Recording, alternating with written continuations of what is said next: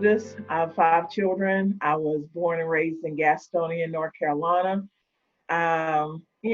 Just pretty much typical um, young person. I My mother was very young when she had me. She had me at 17 years old, and my father was actually a famous blues singer, but he was not a part of my life. So I grew up to a single parent mom who had some addiction issues and other things. So it was hard at times. We struggled financially. We lived in the projects in Gastonia, North Carolina, but it was a different kind of projects because everybody cared about everybody. And if you got in trouble at the top of the hill, when you got down to the bottom, your mom was standing there with a switch. You were gonna get it. So it was that kind of neighborhood. I looked out after my brothers and sisters, and my Aunt Kelly, who was 3 years younger than me, older than me, I always thought of as my sister. So I did graduate from high school, but it was rough because I had to work from the time I started working at 14 to help my mom out financially and to get the things that I needed growing up. So that was rough in itself. And by the time I got closer to high school, I had to really bust my butt to graduate, not because I was dumb or anything like that, but because I was working a full-time job at Kentucky Fried Chicken and working and helping my mom. So graduated from high school. And even before I graduated from high school, I got pregnant when I was 16 and had a baby that didn't live very long. That caused a lot of trauma, but my mom just kind of said, okay, you had the baby, she passed away, going to school. And that's how you kind of did it. I never was able to really express how that felt and everything. So, and my brother and I lived together for a while, but that wasn't a great dynamic. I was, went back to school. I started going to community college and working part time and got pregnant with Wesley in 1983 and had him. And it was just a series of ups and downs, jobs. Um, Sometimes had to live with my brother, but for the most part, I tried to keep a roof over our heads. I had a typical childhood. I would see my mom struggle at times and stuff like that. But for the most part, I had most of the stuff that I wanted, and I was a typical kid, just worried about, uh, having fun, playing video games, going outside and playing, watching football or sports and stuff like that, and trying to get video games or toys or whatever it was I was trying to get. So I didn't have too many worries like that as a kid. So uh, really, when all the stuff happened, that was my real. I would guess I would say my first taste of real adversity. Like we had struggles and different things like as far as financially. So as a kid, it's hard for you to kind of process that a little bit. But as I said, I just had a typical childhood and did a lot of the stuff that a lot of kids did and was worried about a lot of stuff that a lot of kids were worried about at my age.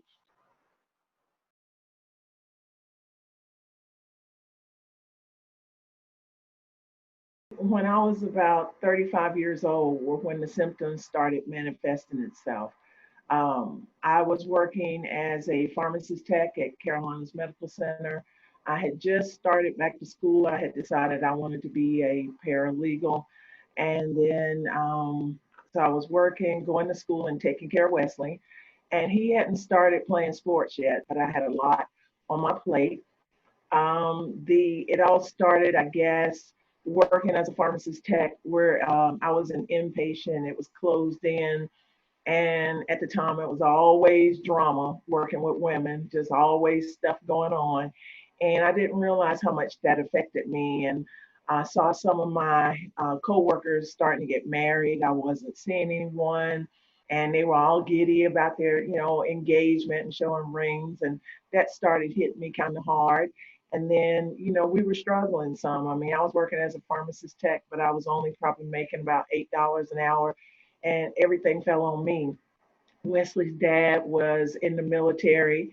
But at the time, he had gotten behind on his child support. He had gone overseas, so he thought that I was going to forget about that, but I didn't. But in the meantime, when they're behind, you have to wait through that slow process through the courts to get everything caught up. So everything was just falling on me, and it was really rough. And so the depression started hitting, and I was going to work, and all of a sudden, I'm very friendly and outgoing. I had started withdrawing. I wasn't talking. Didn't want to eat. Extremely tired. I just wanted to sleep. I just started withdrawing more and more. And then one day I picked Wesley up from school. He used to catch the school bus and get off at my brother's. And I picked him up from school and I saw him go down in the seat of the car. And we had an old Cutlass and it did need a paint job. It was rough looking, but I'm not materialistic. But I could see he didn't say anything because he loved his mom and he knew that would, make me feel bad. He didn't say anything, but it really hurt me that he was so embarrassed. And I know what it's like to be a kid and be embarrassed because it was sometimes my mom put us in stuff and she was a single mom and I was like, I hate this. And you go to school and get picked on. So I knew what that felt like, but it was nothing I could do at the time. So with the depression, though, even though I didn't know that's what was going on, it started beating me up and saying, you know what, your son deserves a better car. You're such a loser. You're a terrible mother. Your son would be better off with someone else. And so it just kept hitting. So I was going to work and it was getting worse and worse. And I would come home some days barely hanging on, taking care of Wesley and going to sleep in my trench coat. I remember going to sleep in my trench coat. It was that bad. And I would get up in the mornings and try to clean up some, get him to school, and all holding that in, not wanting him to see what was really going on with me. Probably the most vivid memory I remember was the Super Bowl.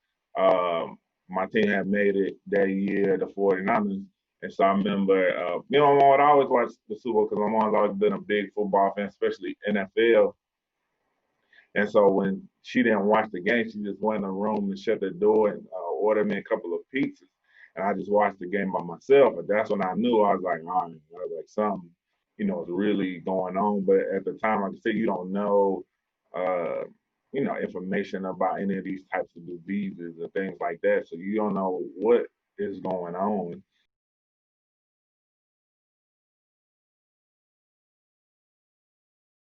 So went to work, and my pharmacist assistant director, she was like, Fonda, something's going on with you. And when she asked me what was going on with me, I couldn't even answer because I didn't know.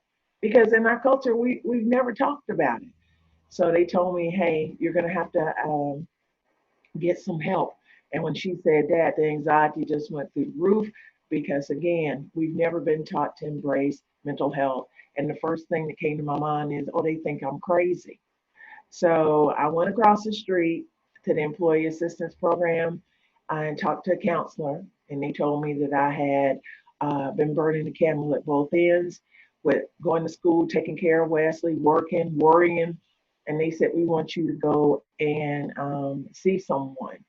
And they said, we want you to go to a psychiatric hospital for outpatient therapy. And I did not want to go because when you think about psychiatric hospitals, you automatically think about what they show on television. You think about in a straitjacket, your hair standing over your head, you look deranged, you look crazy. And that's what I was thinking. So I was terrified. And I had nobody to go with me, nobody to even talk to about it because I couldn't process it. I thought nothing was wrong with me. I was just tired. When I went to outpatient, that was my first time going. So I didn't know what to expect. So I get handed a psychiatrist, and it was just like sitting there and talking to a piece of paper.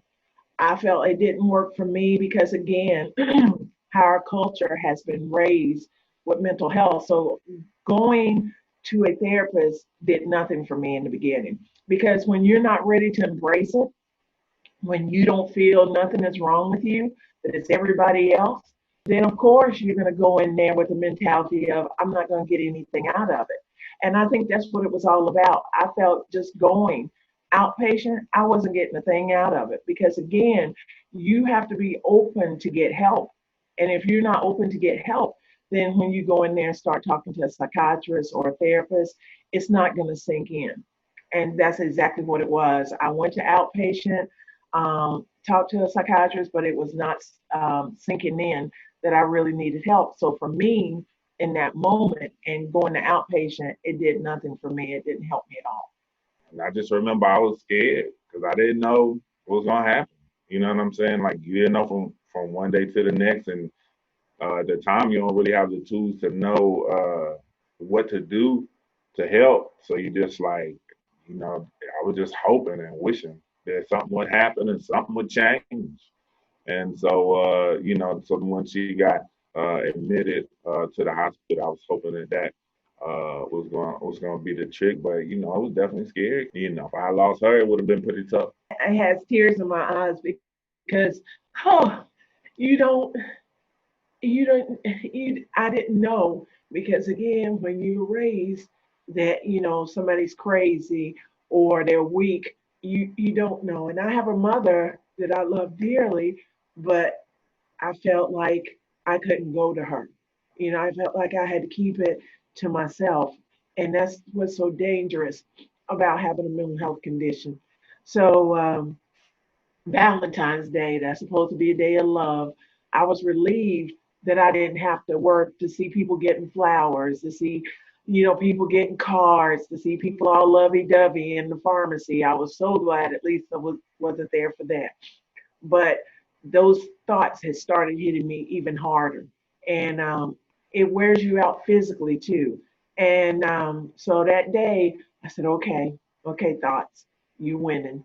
I said, I'm gonna I'm going to sleep and I don't want to wake up anymore. And I had a plan. But before I did that, I reached out to someone who is a hero in my eyes and always will be. I reached out to my Aunt Kelly. Her nickname is Spanky, and my nickname is Tweety. And we grew up together 3 years apart. She always was there for us, keeping us out of trouble, watching over us, and things like that. And I reached out to her and I told her, and I don't remember much about the conversation except I told her she could have my shoes. And I didn't think anything about that when I told her she could have my shoes. And she said that we kept talking and then she hung up. But then she said she called me back and I told her that I was going to kill myself. She said she asked me. And we weren't trained then. So for her to ask me that was really something because she could have said, well, Tweety's just having a bad day today. She's wanting some attention. I'll just leave her alone and I'll check on her tomorrow. But she knew something was wrong. And she went into action and I had no idea. So my son came home and it was no way I was going to do it while he was there. So what I did was I was getting ready to order some pizza, and before I could do that, there was a knock at the door, and there was a CMP police officer, Charlotte Mecklenburg police officer, African American, and he asked me, "Was I Fonda Bryant?" And I said, "Yes." And he said, "I came to take you to a mental health facility," and I'm like, "No, you didn't." And then by that time, my heart was beating out of my chest. And I went up the steps. I don't know why I thought I could get away from him, but I went up the steps. He came up the steps. And when we got there, we were in my bedroom. And I had a nice sized bedroom, but he was a big menacing officer. And some kind of way, Wesley came up the steps. I didn't even see him come up behind me. And it was a blessing he did because when we got there, he kept saying, "You're going, you're going." And I said, "No, I'm not." And when he put his hands on my shoulder, it triggered me and it just escalated and made things a whole lot worse. And when he did that, I scratched him. And when I scratched him, he grabbed me by the back of my neck. He shook me really hard and he threw me in handcuffs. And it could have really gotten bad. It could have really gotten ugly. But my son was right there. He was standing beside me and he was crying. And he said, "Mom," he said, "you need some help. Please calm down." And that's when I calmed down because I could have really gotten hurt. And so he took me downstairs, and by that time, my Aunt Kelly was there at Spanky. And oh, I was really mad at her. So I really unleashed. I don't curse, but she said I cursed her. I was yelling, I was screaming. Um, Wesley was out there crying. It was just a mess. And I was just in shock. I think it was traumatizing. And I was in shock because I was leaving my son that I love dearly and didn't know what was going to happen to him at that moment. And then I was mad at the person who I probably could trust the most as far as what I was dealing with. So it was really hard. I never, dealt seen any situation like that up close. So it was just like, man. So I was glad that she was getting the help that she needed to get, and I was hoping that it was gonna work.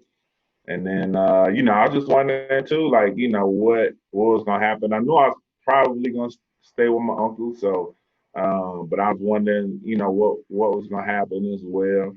And so it was just and just waiting during the process, just trying to figure out, is she getting better? When is she gonna be back? When are things gonna go back to normal? Uh, that was the big thing. Just wondering when things were gonna get back to normal.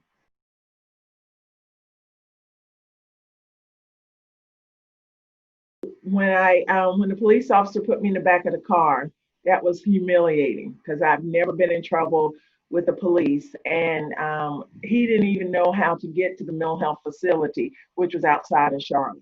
So here I am, supposedly in crisis and dealing with a mental health condition, but I had to give him directions as to how to get to the mental health facility. So figure that. So we get out there, and I'm in handcuffs, and he had me handcuffed in the front. And the mental health facility he took me to was called Cedar Springs. It's not there anymore. They tore it down. It's in the suburb of Charlotte.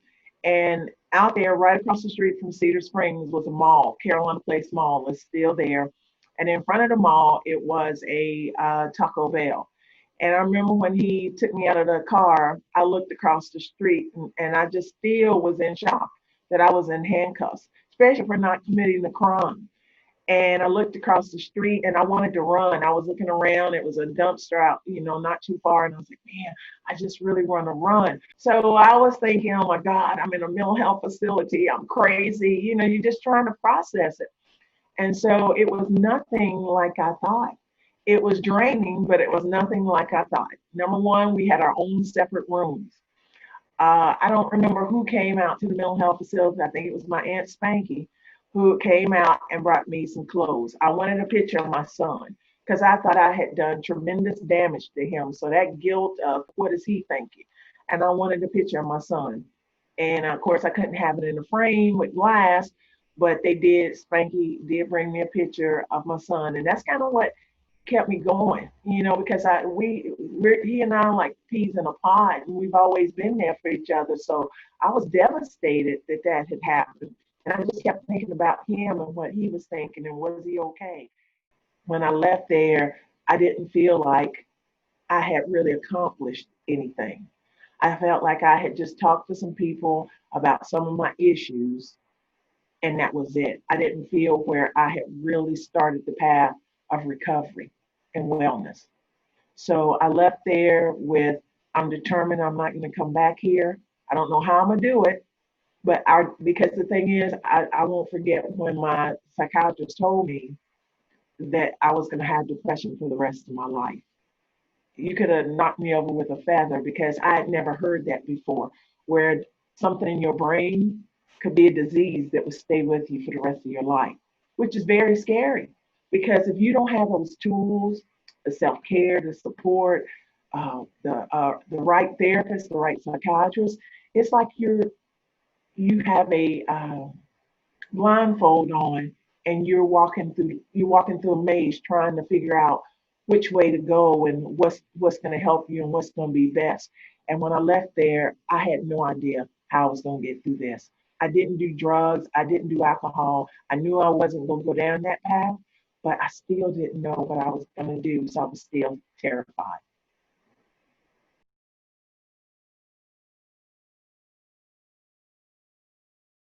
Definitely thinking about her and just wondering, uh, what was going on. Was she okay? Was she getting better? And when she got back, was it going to be more the same or was it going to be different? 'Cause that was the main thing. Because I remember when she first got back, I remember I used to ask you I would ask you like every day, like, was she okay or like how she was feeling? Because I was just worried. I didn't know if it was going to come back or what was gonna happen. So it was kind of a like anything, when it first happened, it's kind of like it's a new way that you're doing things. But then after a while, it started to transition back to normal, and I didn't really think about it as much. With coming home, that was what I was, terrified about again, like I said, because I didn't know, I still didn't have that roadmap. And I remember when my mother called me while I was in the psychiatric hospital. My mother is, I love her, don't get me wrong, and I'm not here to bash her, but my mother is very overbearing and she deals with depression herself, but she has a different view on it than I did. And she called me while I was in the psychiatric hospital. And she told me, she said, well, you just need to be stronger. That's what she said. And that's kind of like the rally cry of us as African Americans. You just suck it up and keep it moving. So I knew I wasn't going to be able to depend on her to get better. I knew that. I didn't know what I was going to do. And I never will forget that day when I got released and I went over to my brother's and I waited for my son. And I think I'd gone to get my car because it had to get a new transmission. So I went and got my car and I had called my grandmother too. I was very close to her and everybody was mad at my Aunt Kelly, who was a hero because they said she shouldn't have put me in the hospital. But at the time, I was mad at her too and I agreed with them. And I remember I was out there in the parking lot waiting for Wesley. And when I saw him get off the bus, oh, this was hard.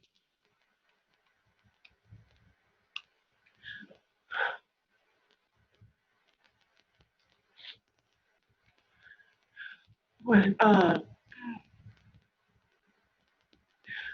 when he got off the bus, I just ran up to him and I just told him how much I loved him, and I just told him how sorry I was. And I don't even know why I was telling him why I was sorry because I couldn't help what happened. But again, without the education and without the knowledge of depression and what it does to you, I felt like all this was my fault. And so therefore, I wanted to apologize to him and let him know that I loved him and that I wasn't going to do that to him again. But in my heart, I didn't know that for sure. I didn't know that for sure, but I was going to do my best to be a good mom and try to get through this with now knowing that I was diagnosed with depression. I was not talking to anybody in my family about what I was dealing with. My mother, she didn't even really talk to me about what I had even gone through. My grandmother, she's old school. She was about 70 or 80, so I couldn't go to her. And then, of course, my Aunt Spanky, I wasn't even speaking to her for a while. So I was on my own. And the depression came in and was hitting me hard again. And I was working at Radio One, and I was a sales assistant. I can't tell you if it was any particular thing going on in my life, maybe a bad relationship, and that's what it was, a bad relationship. And I just started thinking again, those thoughts. You're such a loser. You're never going to get married. Your son would still be better off without you. But I had a little bit more resistance this time because of the first time. I thought about it and it just kept coming into my head. And I kept saying, okay, I can't go through this again. I can't go through this again. I can't leave my son. I can't do this. So I think the start of the journey of finally wrangling this monster was through the EAP, the Employee Assistance Program, through my job. At the time, I think we got 6 visits, and I used every 6 of them, all 6 of them. And I was able to finally find a therapist that could help me. And I started going to him.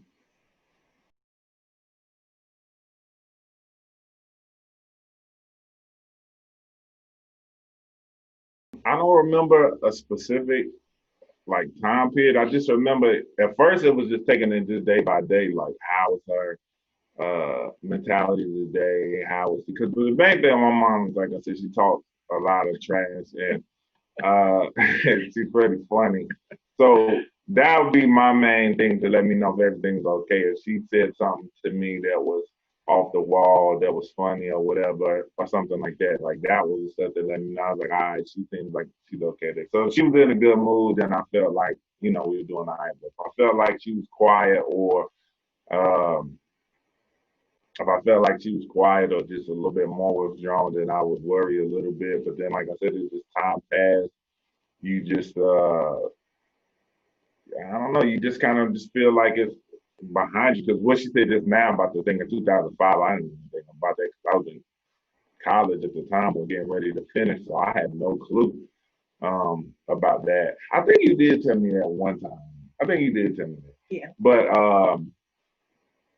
But yeah, because then you start getting, kind of consumed in your own life. But it was always something in the back of my head, just wondering, was my mom okay?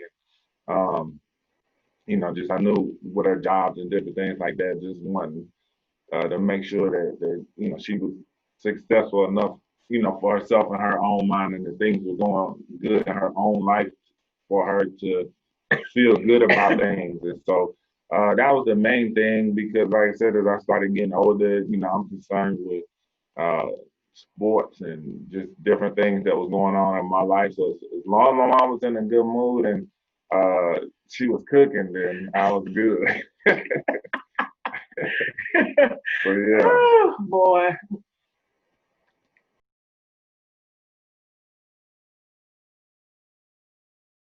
I think the message that I would want people to take away from this conversation is number one, they're not alone.